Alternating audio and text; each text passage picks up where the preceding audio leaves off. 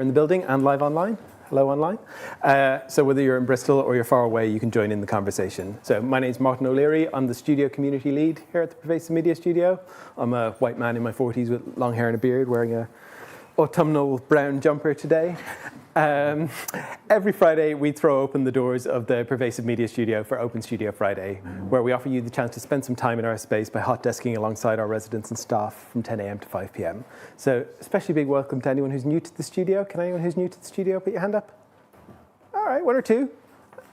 But, Tony, you're not new. Anyway, this bit is especially for you new people.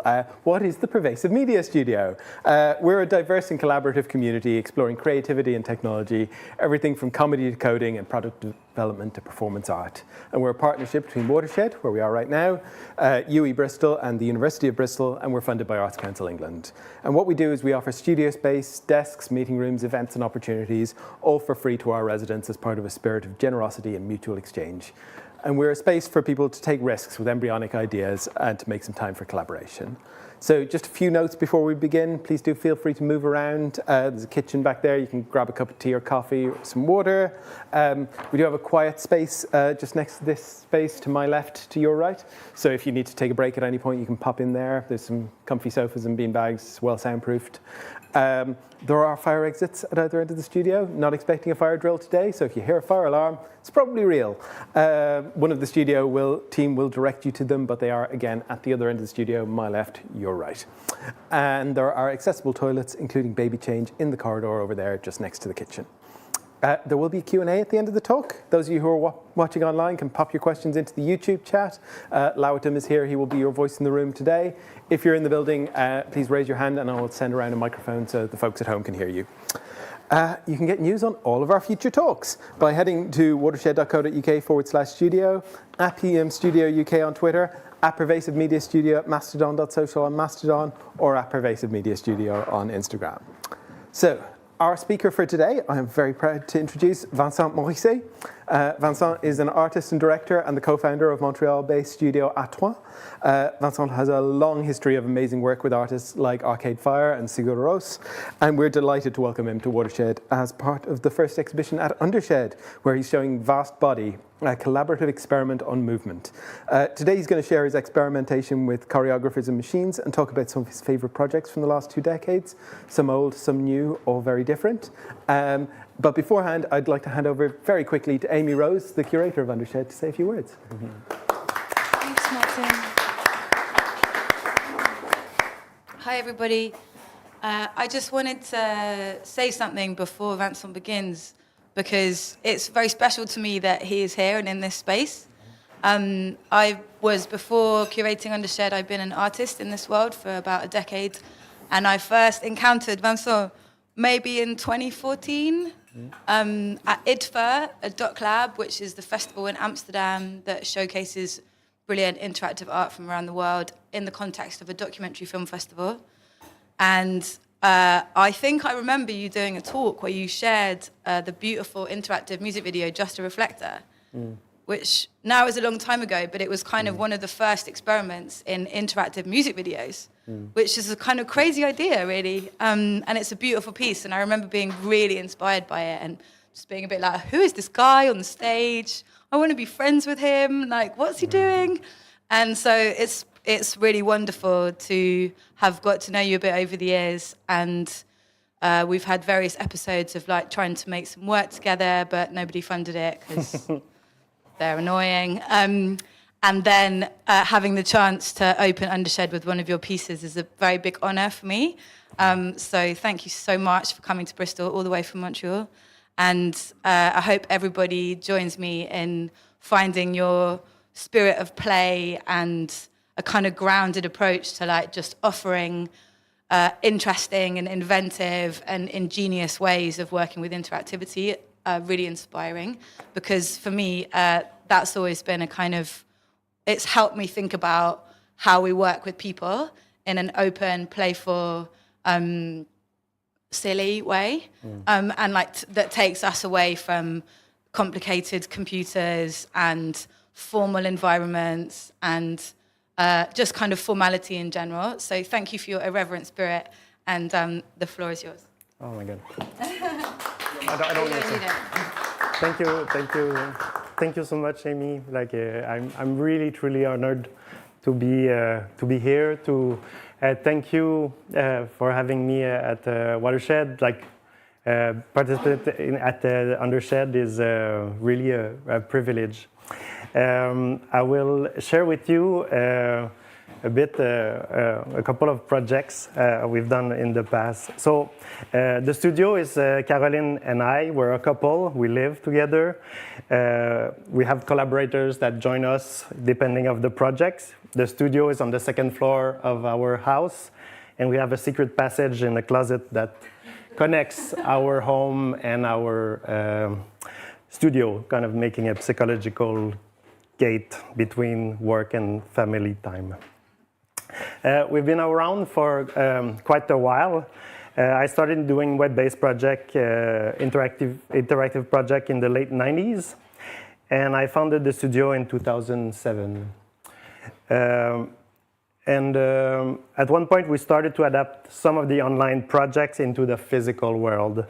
And we never stopped going back and forth between digital and tangible.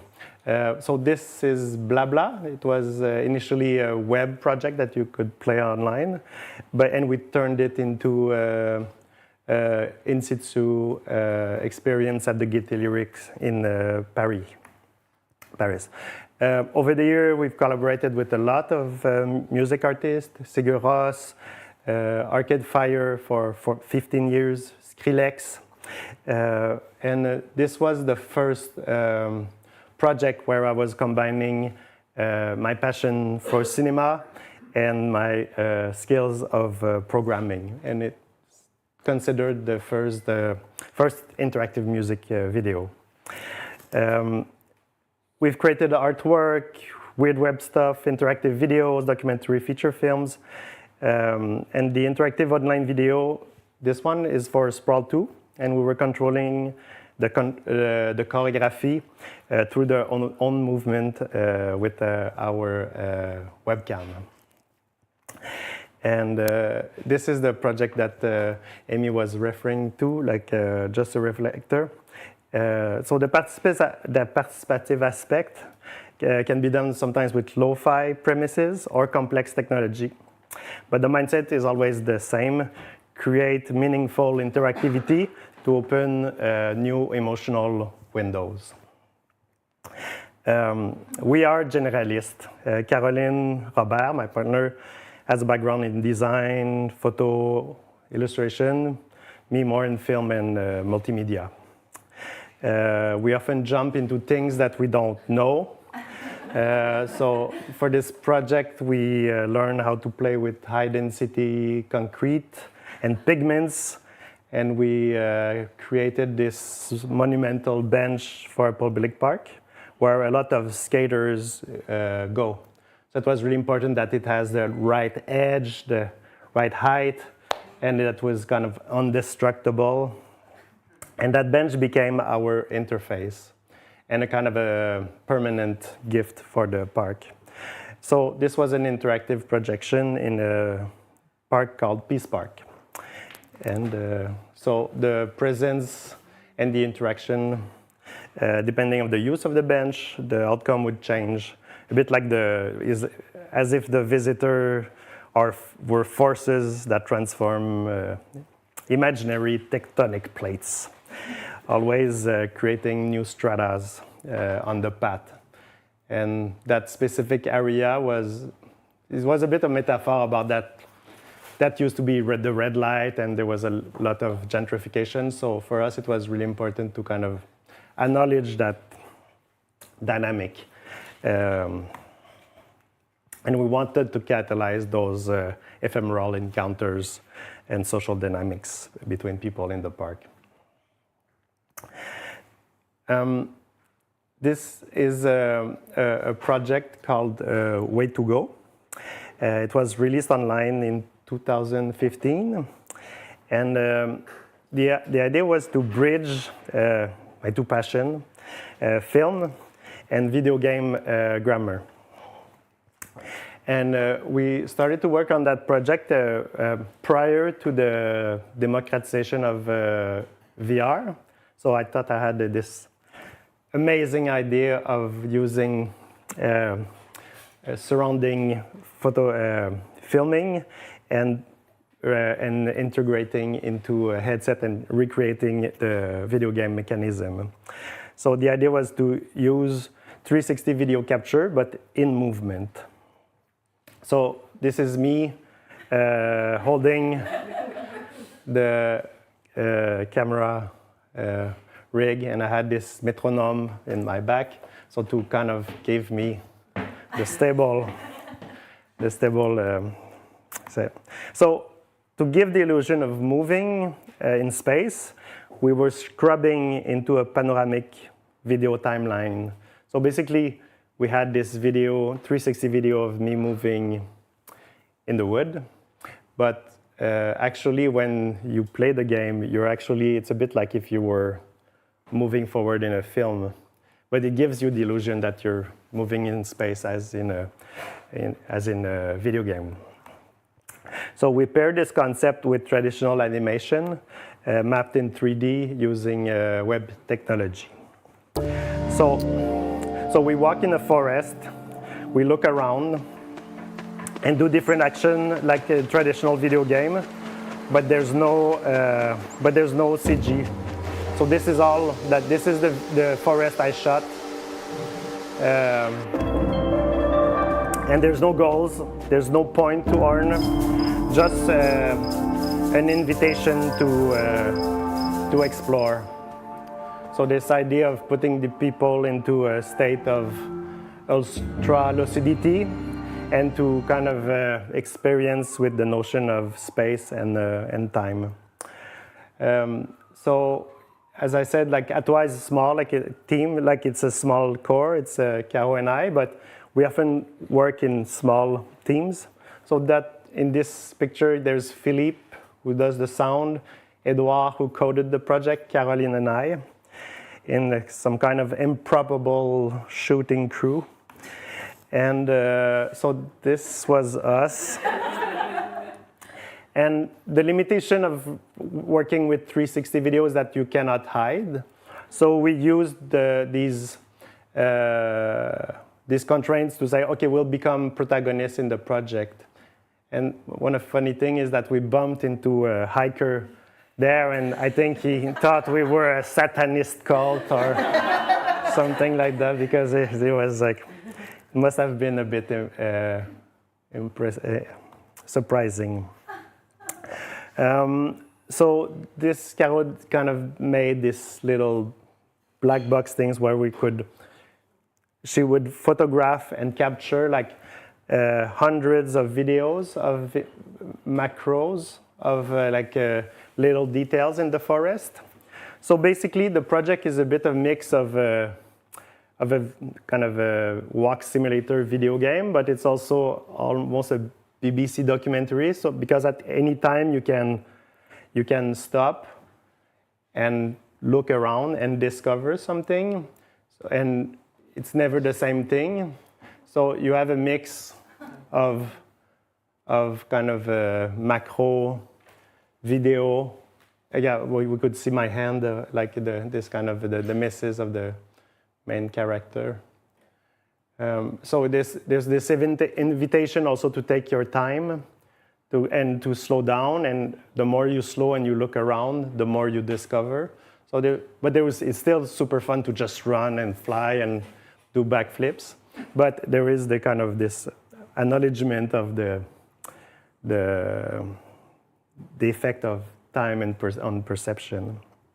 This is in a headset. You can do it online. I can share with you we released a version back in the days that was online in this kind of web VR, but it only worked on like the early headset, and then the companies was like, oh no, we don't want web on a headset, so it kind of broke.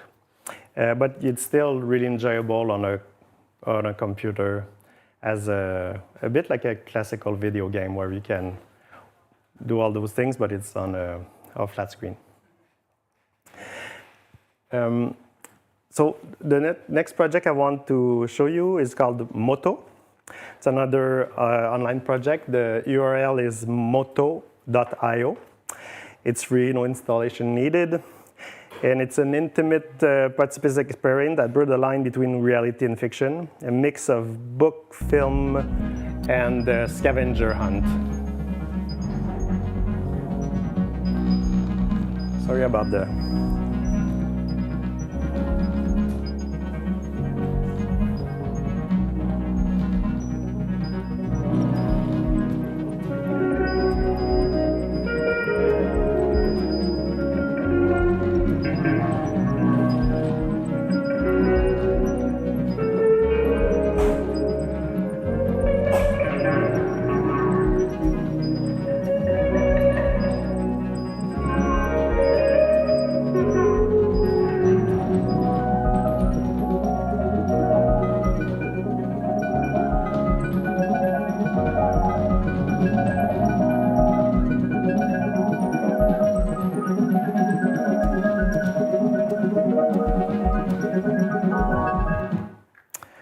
So in the project that you experience on your phone, the main character is talking to you with text and videos, and sometimes asking you to shoot tiny videos of things around you in real life.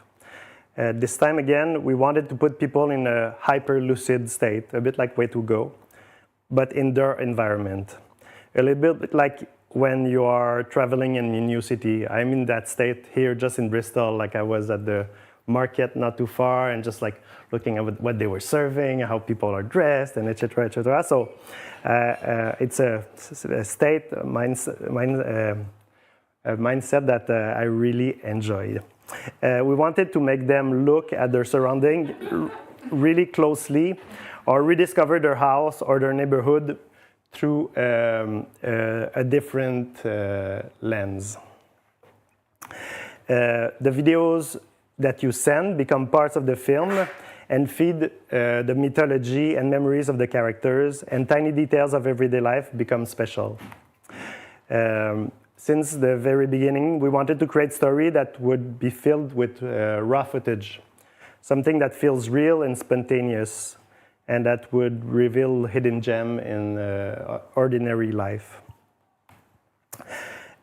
We also decided since the very beginning that all the video would be anonymous for two reasons. The first, we don't share much intimate things online ourselves, and we wanted to respect people's privacy by making any face anonymous and letting people choose what they want to share with moderation, of course. So that square mask became also part of the story and a great canvas to play with. A bit like Way to Go, where we couldn't hide. Okay, we'll be the characters. That was also a kind of a constraint, but we say, okay, use this constraint in a creative way. And secondly, we also wanted to put people in a mindset to shoot authentic footage, to avoid the performance, kind of Instagrammy pressure, and just shoot spontaneously. So then the first thing we did was to classify our own video archives to see if we could create collection of or family of recurrent scenes of our subjects, to try to pinpoint what could be found everywhere in the world, like sun, shadows, tree, chairs. We created some kind of a scavenger hunt list that became our guideline. So we determined the locations and the subject before the story was even written. So that became our kind of common ground, so that we could ask anyone to do a thing and that they would be able to do it. Then we built a bunch of interactive prototypes that would enhance or take advantage of the qualities of each of these collections. We developed a tool to edit the film in real time by calling tags instead of specific videos. And at this point, we knew that it would be kind of text, video, and live recording, and that the editing would change and evolve through time. And we asked Sean Michael, a great novelist in Montreal, to jump in and help us with the story. So Moto ended up being structured in 6 episodes of 20 minutes that you can decide to do indoor or outdoor. And Sean worked from the prototype and the list we built. For instance, we like to ask participants to shoot their hands in different contexts. And that hand idea inspired Sean to build that story from that. He digged online and we find a hand sculpture in Chile and decided to make it part of the story. And a couple of months later, I went shooting with my phone in the Atacama Desert and in a wedding in Chile. So there was a bit of that organic process in the story building.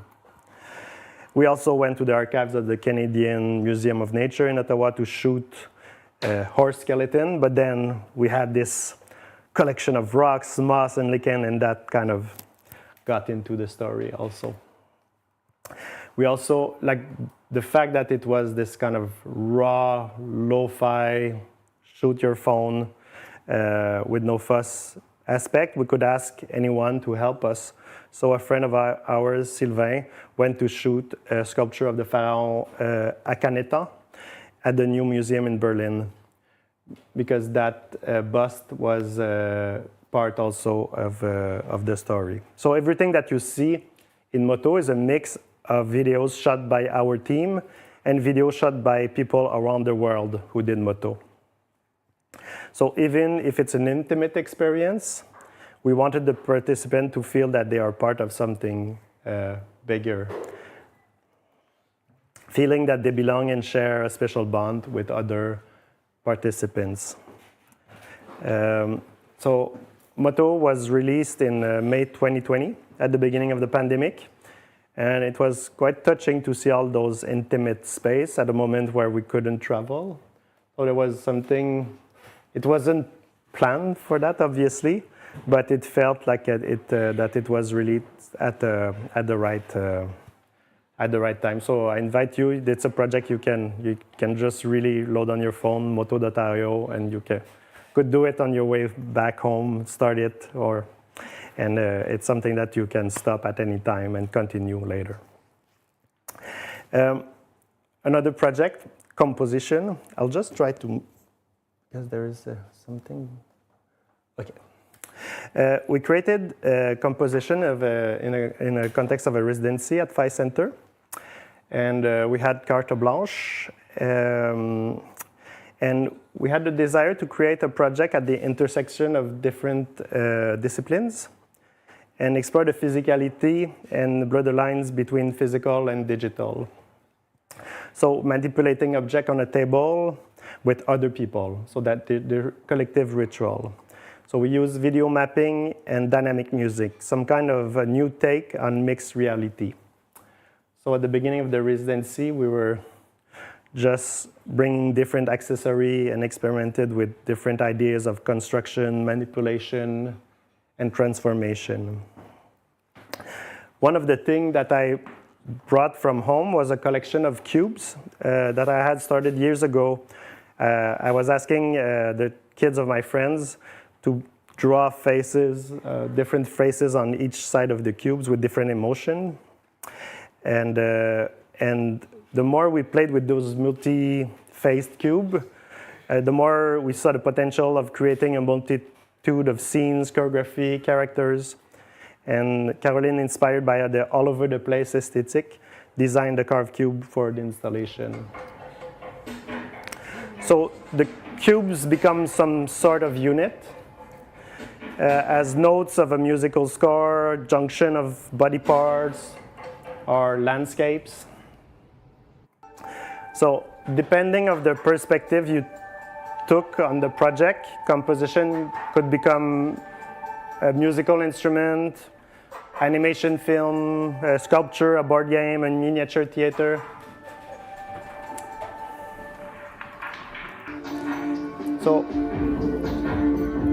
by changing the way we read the composition, some linear, radial, ping pong, we would change how the same cube sound and look. It was important for us that the participants don't have a musical background, that it sounds good all the time, but that they still understand really clearly the cause and the effect. Group, towers, single have all their own behavior. And for the music, we collaborated with V-Looper, who is a hip-hop producer. So you can be really chaotic or really methodic, and composition will adapt to any circumstances.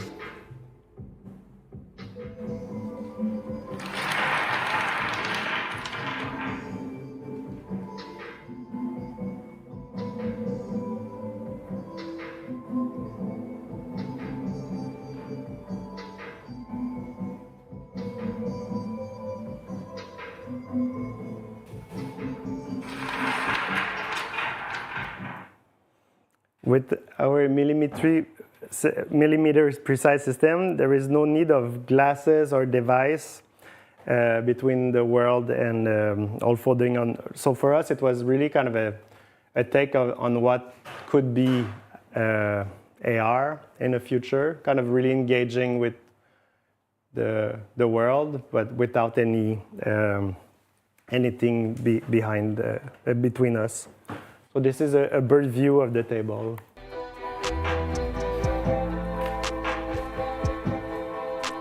So in that scene, so it's kind of a 25-minute sequence with different scenes. So in this one, we create a bit of a trompe-l'œil, as if the cubes were generating lights.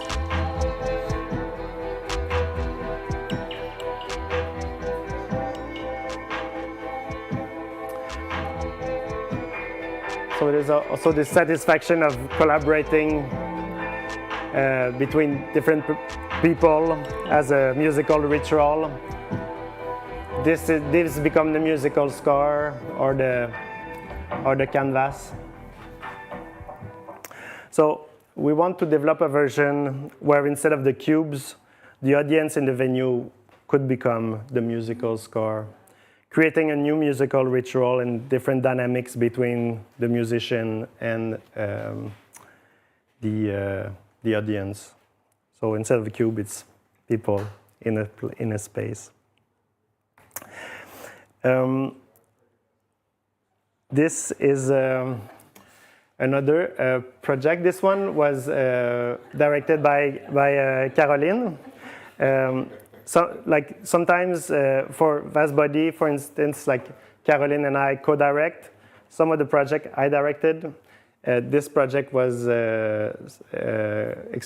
was directed by and written by Caroline, and I helped her on it. So I'll just show you the little trailer before I explain a bit more. Hi. Welcome to my brain. Thanks for coming.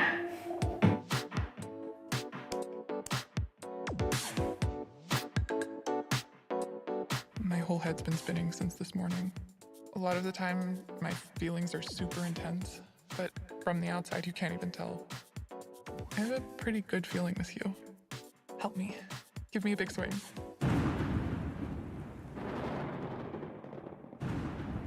I guess I must trust you a lot, showing you all my little beasties like this.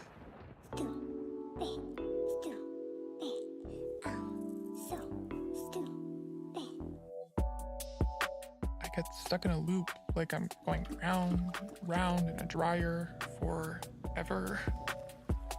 I can tell what you do helps me, even if I don't really get it.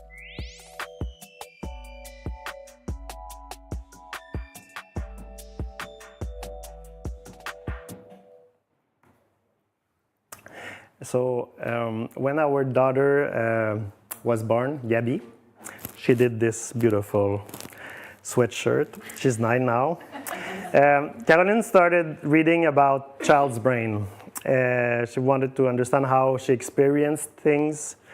And then there was a pandemic, and she wanted to know more about how we experience anxiety and fear, and how we get stuck in reinforced patterns. And Carol was fascinated by how the brain works. And in the film, Carol wanted to talk about this, but to approach it with humor and levity. But what was mainly fascinating for her was how our brain is able to change by learning and practice, the plasticity of the brain. By looking at our own thoughts sideways or with a different perspective, we can evolve. At the time, we kept recalling a failed experiment we did in 2009 for another project with the National Film Board of Canada called Blah Blah. And the experiment was the pizza. The idea was to make a non-linear 2D animation, but we rejected the direction because it was too limited by the quantity of drawings. So Caro was able to process in her mind and able to draw. But it reminded us a lot of how the brain works. It's always slowly shifting from a thought to another. So 10 years later, this it came back to life, and we asked Edward, our developer, to build a twin engine that would allow us to morph any vector drawing in real time. So this was the first prototype, and then we added variables to adjust the morphing on each scene, changing the velocity and the curve and the transition. So we were animating the loops with an iPad app called Loom, super cool app. If you don't know it, you can animate in time and with movement, and also animate CC. Exporting the drawings in SVG files and animating them through code directly in the browser. So Caro wanted the participant to feel that the 2D animation actually are the brainwaves of the character. Make it fluid, unpredictable, and constrained by a timeline. She also wanted to experience with the sensory and relaxing, almost like some kind of visual ASMR. So that was a question in her mind. What if all the energy we spend on our screen every day collectively could be harvested and transformed into something useful that could help someone? So that was a bit of the premise. And the logic answer for her was a brain massage. So in the story, just touching the screen or moving cursor around sends the protagonist a shot of serotonin and helps her visiting new cognitive pathways.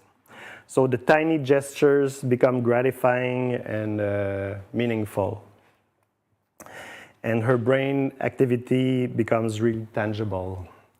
Her thoughts are a living matter that reacts to your touch in real time, as if it was magnetic.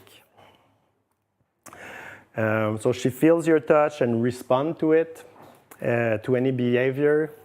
She's guiding you, and you pass through all her emotion without restraints. Sometimes you even visit her most invasive thoughts, but with comic relief, just to create an emotional outlet. So the film is intimate, but you also have a sense that it gathers a community, like a Twitch. So you feel the presence and the support of other people connected at the same time. So if other people are doing the project simultaneously, in some scene of the project, you will actually really see the gesture of the other participant at that specific time. And so that it gives a sense of connected, but in a safe space. You have the feeling that that all your tiny gestures combined generate this collective, powerful energy that helps her. So that's another free online, no installation thing. You just go on this URL, and the project is 5 minutes or 20 minutes. So it was a strategy also to not get people feared. Like 20 minutes online seems like a 5-season on Netflix. So like having people like 5-minute gateways, like, okay, I can do the 5-minute. And after the 5-minute, we wrote it in a way that you could continue into like, that's cool. So and then you get into the kind of the more complete experience. Oops. So I'll talk to you about VastBody, the project we're presenting at the Watershed that will open tonight. So VastBody is an exploration on the human body, on movement, on identity, empathy, and our relationship with other than human intelligences. So through some kind of magic mirror, VastBody connects the physical body with a dynamic video incarnation. So offering the chance to briefly inhabit another through movement. So through history and technological evolution, we have continuously revisited how we represent and understand the human body. So this is experiment in Bauhaus, and that kind of has a really similar thing to how a computer understands our body. So we've been working with computer vision over the last decade, and for a long time we had the desire to explore a project where our own gesture would become the foundation of the experience. For VastBody, in front of a camera, we invited a diverse group of people to imagine and embody the widest spectrum of posture they could think of. So there was renowned choreographer and performers from ballet, contemporary dance, Sufi whirling, West African dance, krump, but also amateurs like me that stopped danced in the 90s. So each one developed their own system to map as many variations of upper body posture as possible. Arms, torso, head. There was a kind of mathematical and geometric aspect to it, but also an anthropological angle. They needed to imagine what the visitors would do so they could include those movements in the recording. And so even for experienced dancer, it was a huge challenge. We asked some of the performers to choreograph a 2-hour sequence where they would repeat postures as little as possible. So millions of still images were recorded and indexed in the database. So here we can see on the right is the raw result of how the computer was trying to make sense of the body we were recording, and slowly how the system got trained, and we can see more and more how it started to be more recognizable and make sense. So this is also, like, as you see, this is me on the left, on the live camera. And so this was early experimentation where there were recorded frames of Caroline and Rachel, and trying to kind of connect both of them, the connecting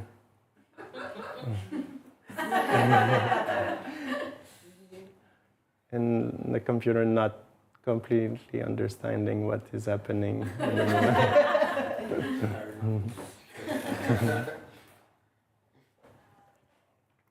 So we're recreating movements from still images. So we have this huge collection of fixed images in the database, and at every fraction of a second when you experimented downstairs at the shed, the system was like, okay, I think the person is like this in front of me, so it will try to find the image that that looks the most as it, and we'll show it. So what we are constructing in stop motion is this movement that never existed before.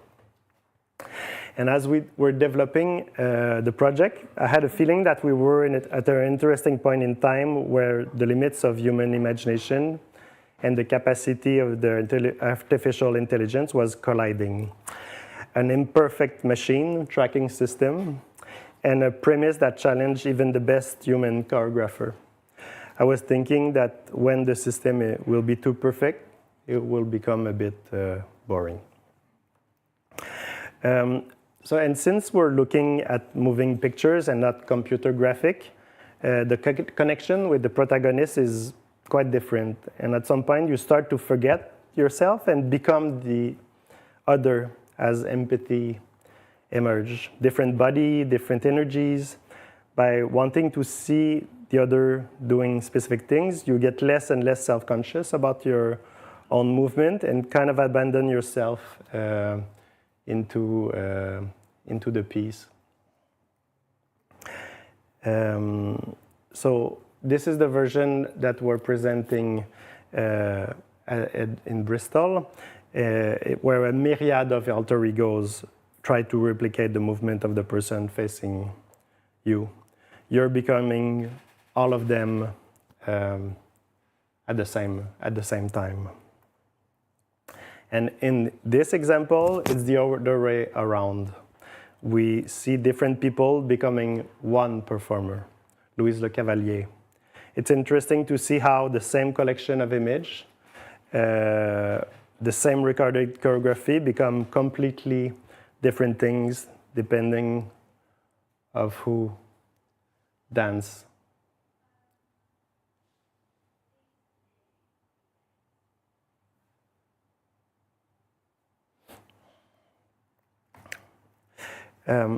We continue to grow the collection of dancers. Here, we collaborated with a performer, Kazuyo Morita, and researcher Miyuki Tanaka from Kyoto University of Art and Design. And we were challenging the limitation of standard computer vision with different kind of bodies. And with this experience, we were able to develop better practices with the limit of the technology. One thing that was important for us was to avoid to artificially increase the probability of, for instance, the image of Kazuyo. That would be the easy way to kind of integrating her collection into the experience. But the computer vision is trained mainly on average body types. So bringing Kazuyo choreography in the dataset needed a bit more elbow work. But then when it was properly indexed, it bring the unicity of what she brings.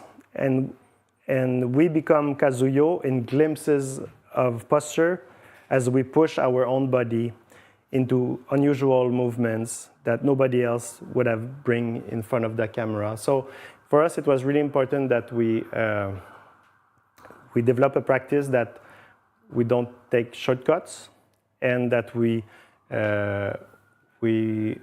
bring different bodies and different way to move, but to make these unique as to enrich the collection and to kind of bring this into the actual experience. Vasbody was first designed as a single interactive installation, but we've also made it for multiple people to dance together. So this is another project we presented last winter in Barcelona called Being Giants.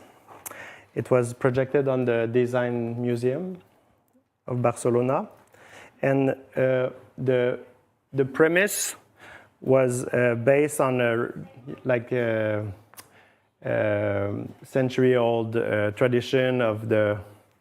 There's no real word, I think, in English about that, like, you know, the hole where you put your head in. Like, I've made a lot of research, and there's no name for that thing. That is problematic when I try to describe it. What is it in French? There's not even a word in French, so it's just kind of it's that thing where you put your head in. Anyway, so so again was this idea of using computer vision capacity, but to bring back human presence in the public space, and to in an age of AI and computer-generated thing, we thought it was interesting to have people kind of at the forefront and to give life to public art.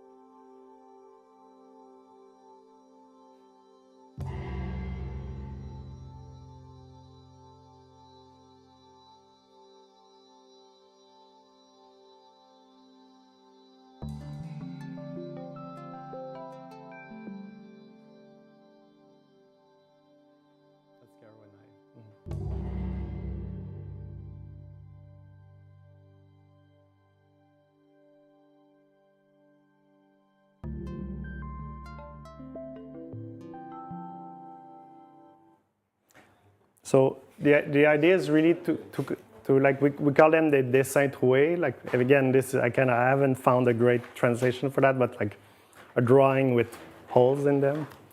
And it sounds a bit weird when I describe it like that, but the idea is really to kind of have this as a premise, a canvas, and to develop in public space. So play with the architecture, the cultural context, but also develop a proposition in cinema where we use again the same mechanism of a camera and having the audience be part of these kind of monumental illustrated book murals, and this is the beginning of a series that we are doing.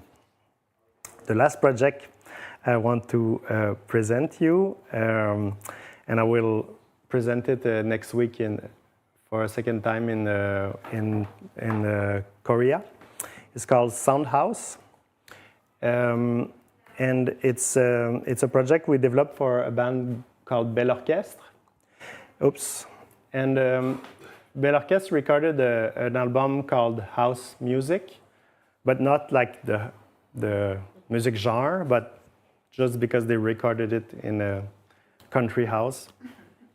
But there was a bit of a wink on the house music genre, but the idea is that it's an instrumental band, and the particularity of the album is that all the songs are based on the same mother loop and tonality, and all the band members have other projects, really busy people, and they didn't want to tour with that album.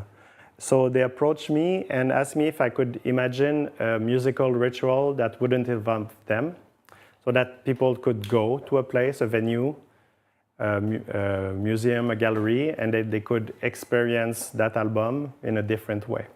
So this idea of like, okay, we have an offering, you pay a ticket, and you live the album. And the DNA of the album allowed us to kind of play with to revisit the album. And the idea I came up with was a bit inspired by the film Dogville by Lars von Trier, a bit of a kind of theatrical aspect. So basically, I recreated a house and with objects in them, and different objects where we hid little chips that we could detect.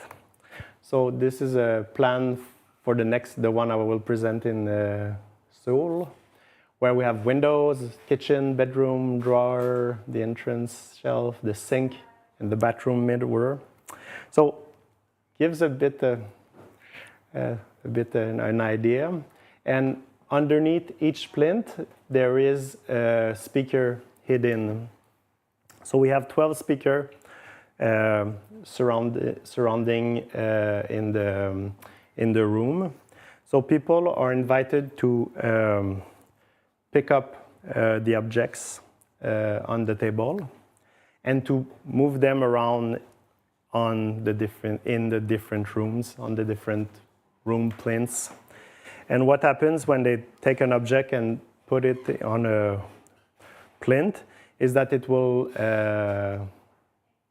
make it alive. So lights will appear and an instrument will be heard. So it's a bit like each artifact had the memory of an instrument. So and the objects also have an influence on the things you see in the windows. So you're able to kind of play with time, seasons, moment of the day. So you're influencing also the surrounding. So it's really a collective experience. So together, you can be 10 people together, and collectively you are shaping, transforming the album together. Some stems, some instruments of track 1 can be overlaid with instruments of track 4, for instance. There's still a kind of a progression. It's like not everything all the time. It's still kind of a 20-30 minute arc, but you have the possibility of spatializing, reorganizing, muting, and revealing the music of the album, and just kind of listen to that album in a different way.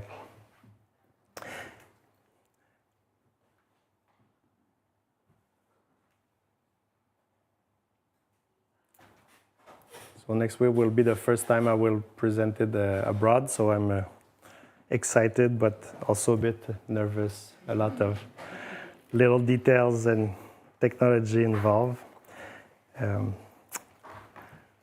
So as a conclusion, you can see the projects are quite different, but I think what unifies them is this invitation to interact, to participate and transform the piece depending on your own personality, and to create a visceral bond between human beings and stories. So it's really a pleasure to share this with you, and don't hesitate if you have questions. Thank you.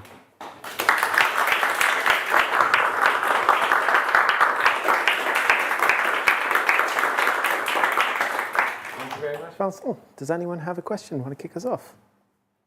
Don't be shy. Come on, someone's got something. I'm going to stare at you until you do.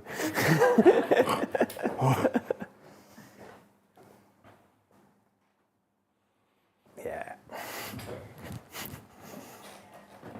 Hello. Hi.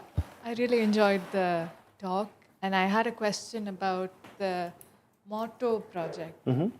I wondered if anyone had used the prompts and subverted them instead of actually following through with the instructions, and how you allow for that if that's happening. Yeah, that's one of the first thing we thought about, and that was the challenge of doing a piece that was collective and still creating something that makes sense. So how the project works is that your own video are not moderated.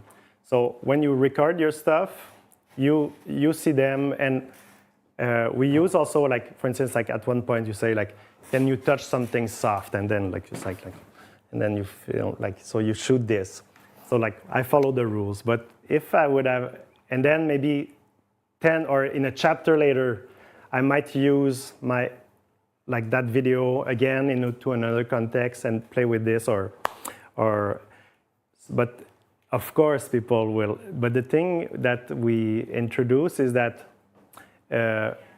if you don't follow it, you're the only one punished, because then it's like, and then you're the only one seeing like, so you're kind of ruining your own experience. And since we're moderating the video for the others, nobody will see the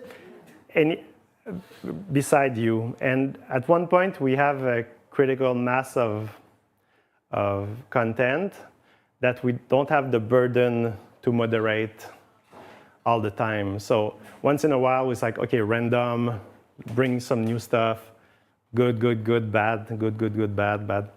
And then we bring a bit of novel content once in a while, but we don't need to control, moderate anything. And if you're stupid, or you film your butt, you're the only one seeing it. So you're the only one punished about it. So then I think some people, like, first will like do something stupid just to see what we will do. And then it's like, oh, actually it's more fun to kind of make stuff that is cool, because it's more rewarding and it kind of works better with the story and the flow.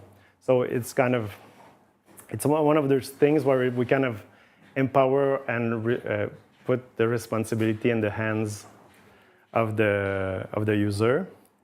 And our system is bulletproof, that even if they were shooting the most outrageous thing, like maybe it's in a server, but nobody will see it beside them.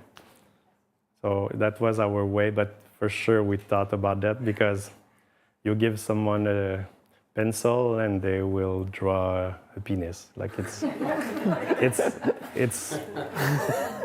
you.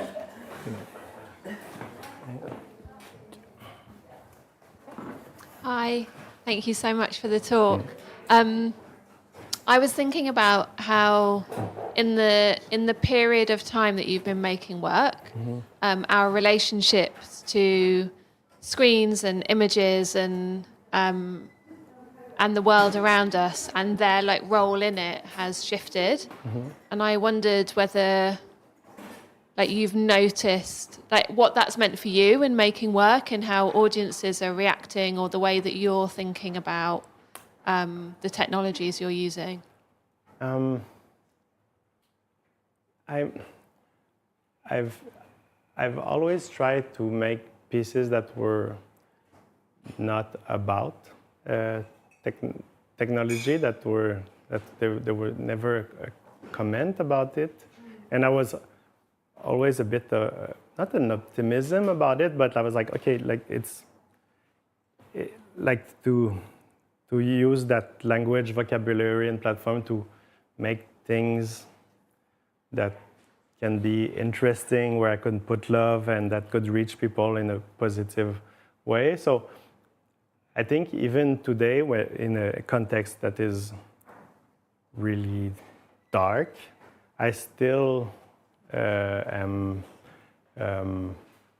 engaged into developing projects that are with light, and I've always been a bit also. Say I've started in the late '90s, so I'm always working with things that exist, but always semi-grumpy about everything, like, oh, VR, oh, AI. Like, I'm always kind of hating it, but then, like, I use what I need, but I'm kind of anti-hype kind of guy. Like, I always find it suspicious when it's too much attention to something. And I think to answer is, I think it's also important to just have good practices in what we do, about, like, for a project like Moto, to kind of create explaining what we do, putting people in a kind of a safe space, or kind of like taking them by the hand about what we're doing, and not betraying them in the process, as like, haha, like, that's what we did with your like, it's not cool. So same with Vastbody, we don't record it, we don't take any data from anything from the camera. So I think having good practice is important, and we become more and more mature about it, but we live in a really darker time. Like, when I started was like, internet, yay! It's less that, but I try to still, I don't want to be a complete pessimist about it, and still do projects that can bring humanity, poetry, and the human. Like, interactivity is about that. It's a bit a mirror of society, of yourself. So for me, it's that. So I don't know. I don't know if I have really answered the question. Yeah, you have. Yeah. Thank you. All right, thanks. I think that's probably all we've got time for. So if everyone can join me in saying thank you to Vincent again. And you can talk to me after if you want. I don't move, so if you have other questions. All right. So before you go, please don't forget, Vastbody is on show from tomorrow, well, tonight really, as part of our first exhibition at Undershed, Sing the Body Electric. Tickets are now on sale from the Watershed box office and our website. Please go. Book now, book often. If you want to stick around... If you want to stick around at Hot Desk today, find out more about what we do, then please come find one of the studio team. We'll be happy to help. Studio team, give us a wave. There's plenty of us here today.